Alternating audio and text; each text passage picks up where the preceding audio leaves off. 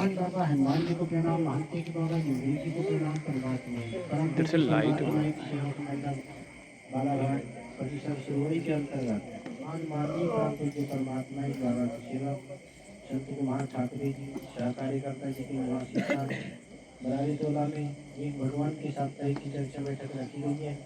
इस चर्चा बैठक में स्वयं भगवान बाबा हनुमान जी उपस्थित है, इन्हें मेरा प्रणाम। उसी तरह से हमारे सदगुरु महंत की बाबा जगदीश जी उपस्थित है, इन्हें मेरा प्रणाम। और इस चर्चा बैठक के अध्यक्ष उपाध्यक्ष और संचालक जी उपस्थित है, इन्हें मेरा प्रणाम। उसी तरह से हमारे बीच में सह कार्यकर्ता विशेष जी उपस्थित है, इन्हें मेरा प्रणाम। और दूर दराज से आए हुए बाबा की सभी सेवकाओं को मेरा नमस्कार। इस चर्चा बैठक के संचालक महोदय जी ने बाबा की शिकवन पर मानव मंदिर और पांचवा नियम पर विचार रखने के लिए कहा है। जो इस तरह बाबा ने विचार रखना, विचार रखने में जो त्रुटियाँ होगी क्षमा करोगे और मुझे विचार रखने हेतु सद्बुद्धि प्रदान करोगे, इसी में आपसे आगे करता हूँ।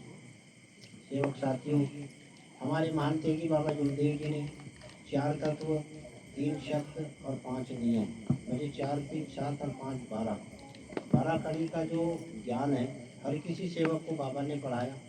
बशर्ते बात यह है कि पढ़ने वाले पे डिपेंड करता है कि वह कितने अक्षर पढ़ रहा है। एक दिन में बाबा ने बताया कि 4 तत्व, 3 शब्द और 5 नियम की पढ़ाई करे, तत्व शब्द नियम से चले, सत्य मर्यादा प्रेम का आचरण करें। तो हमारे मानते हैं कि बाबा जगदेव जी ने 4 तत्वों में एक भगवत की प्राप्ति को किया, 3 शब्द में भगवान को पास में रखने के लिए दिया और 5 नियम को गृहस्थी उच्च स्तर पर लाने के लिए दिया। बशर्ते बात यह है कि हम 4 तत्वों में लगभग पालन तो करते ही हैं, 3 शब्द में कोशिश बराबर करते हैं कि भगवान मेरे पास रहे, या हर किसी की जैसे हर किसी की कोशिश जारी रहती है। बशर्ते बात अपन फेल होते हैं 5वें नियम पर जाने के बाद। 5वें नियम में कहना चाहिए कि हमारे लिए सबसे बड़ा जो नियम है वह है तीसरा नियम, अनेक बुराइयों को बंद करना। अब अनेक बुरे व्यसन को बंद करना मुझे छोटी मोटी बात नहीं है। जैसे कहने का तात्पर्य यह है कि मानव के शरीर को जैसे धीरे धीरे करके जो दीमक जो लगता है वह तीसरे नियम के माध्यम पर ही लगता है। इसीलिए बाबा ने तीसरे नियम को सबसे यानी कि ध्यान में रखते हुए आदमी को कर्म करना, क्योंकि हर कोई मानव कर्म कैसा करता है इसके बारे में तो कोई नहीं देखता, मगर इतना जरूर है कि धर्म में आने के बाद भगवान बराबर देखता है। तो हर कोई सेवक सेविका तीसरा नियम का जब पालन करता है और जब अपन धर्म में जुड़े, धर्म से पहले हमने ना जाने क्या क्या कर्म किया इसके बारे में हमें पता नहीं था, किंतु हमारे मानते कि बाबा गुरुदेव जी ने धर्म में आने के बाद तीसरे नियम की लाइन को अपने जीवन के अंतिम समय तक लाइन को याद रखने के लिए बताएं। क्यों? क्योंकि हम सत्य की राह पर धर्म में आए हैं, तो सत्य की राह में अगर कहना चाहिए कि कभी कभी कोई सेवक बोल ही देते हैं कि बोले धर्म में आए हैं, तो बोले हम परिवार और सेवकों में सत्य बोलना है, दूसरे से अगर झूठ भी बोल देते हैं तो चल जाता है। बशर्ते बात यह है कि एक झूठ को दबाने के लिए फिर से कई 100 झूठ बोलना पड़ेगा जब एक झूठ दबता है। इसीलिए हमें धीरे धीरे करके बाबा के आदेश का पालन करते हुए आगे बढ़ना है और तत्व शब्द नियम से चलना है। 5 नियम में हमारे मानते कि बाबा गुरुदेव जी ने रखा है कि 5 नियम, मुझे अपना परिवार मर्यादित रखना, मुझे छोटा परिवार, सुखी परिवार।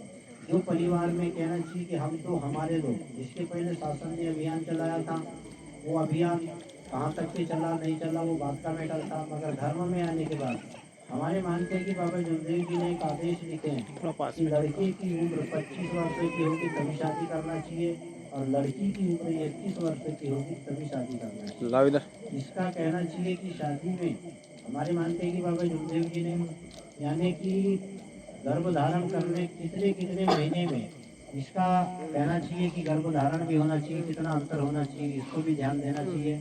और कहना चाहिए कि एक अगर बाप के धीरे धीरे करके अगर 5 से 7 अगर परिवार है तो सेवक साथियों वो बाप को पूरी जिंदगी भर भी चल देगा मगर सुख नहीं मिलेगा, समाधान नहीं मिलेगा। वो इसलिए नहीं मिलेगा क्योंकि जैसे जैसे उसका कैरियर अच्छा बनते जाएगा वैसे वैसे उसको शादी ब्याह भी तो करना है, आगे परवरिश भी तो करना है।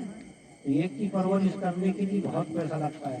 तो कभी कभी आज एक मैंने कहना चाहिए कि व्हाट्सएप में देखा है, तो एक ने लिखा कि बोले मैंने अपने परिवार को मैंने अपने परिवार को पालने के लिए मैं दूसरे से कर्जा मांगा, कर्जा किया, बहुत सारा कमाया और मैंने अपने परिवार को कपड़े लत्ते पहनाया, मगर आज जब मेरा बुढ़ापा आया तो मुझे कोई पहनाने के लिए तैयार नहीं। तो सेवक साथियों, आएगी वो घड़ी जब कोई ना साथ देगा, इतना समझ ले बंदे की तेरे कर्मों का एक एक हिसाब होगा। धर्म में आने के बाद मैं नहीं कहता कि आप क्या कर्म कर रहे हो, मगर धर्म में आने के बाद आप ऐसा कर्म करो कि भगवान आपसे दूर ही ना हो और आपको कहना चाहिए कि मुसीबतों का सामना करना पड़े। धर्म में बाबा ने वही सिखाया है कि भगवान और बाबा तेरे साथ है, तेरे को डरने की कोई बात नहीं है। और रही बात कि हमें मानव मंदिर कैसे सजाना चाहिए, जैसे दुनिया एक मंदिर बनाता है, 4 कॉलम लगाता है, उसमें बहुत सारे राडे जोड़ता है और जोड़ने के बाद जब उसका फाउंडेशन तैयार करता है और जब उसमें अच्छे अच्छे रंगत से ढापे जाता है, जब उसकी मंदिर की कहना चाहिए कि सुंदरता बढ़ती है। आदमी का मानव मंदिर 4 तत्व, 3 शब्द और 5 नियम के माध्यम से सजता है और जब पूरी तरह से सज जाता है और उसके अंदर कोई विकार नहीं होता, जब वो कहना चाहिए कि विकार नहीं होता, तब भगवान को लगता है कि ये मानव मंदिर में जहाँ भगवान और बाबा बसते हैं वहाँ पर दूसरी चीज़ नहीं बसती। बाबा ने बोला कि इस दुनिया में बोले जहाँ सच्चाई चलेगी, मुझे कहना चाहिए कि जहाँ सत्य चलेगा वहाँ पर असत्य नहीं चल सकता और जहाँ असत्य चलेगा वहाँ सत्य नहीं चल सकता और दोनों को मिश्रण करके अगर चलते रहेगा तो उस परिवार में समस्या का समाधान आते रहेगा। इसलिए धर्म में बाबा के सेवक ने या सेविका ने गलतियाँ नहीं करना चाहिए, गलतियाँ अगर हुई है तो अपने कार्यकर्ता को बता देना चाहिए, ये बाबा के आदेश है। तो सेवक साथियों, इतना कह के मैं अपने शब्दों को विराम देता हूँ। नमस्कार।